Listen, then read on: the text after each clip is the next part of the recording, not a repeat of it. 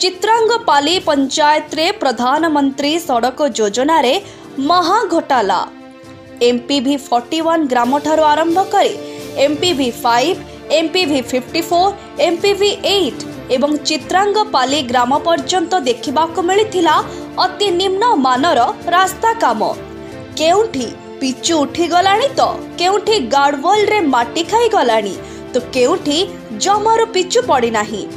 एथिप्रति ग्रामवासी सरकारी बाबूंको जणाइथिले मध्य ए पर्यंत कोनोसी अनुष्ठान काहींकी निया जाय नाही बोली ग्रामवासींकर एठी प्रश्न उठिछि।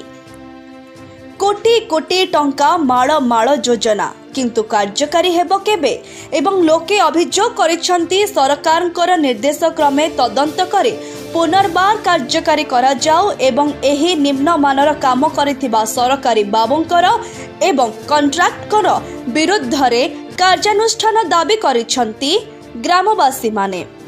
कालीमेलारू बुधदेव मंडलकर रिपोर्ट स्वस्तिक न्यूज।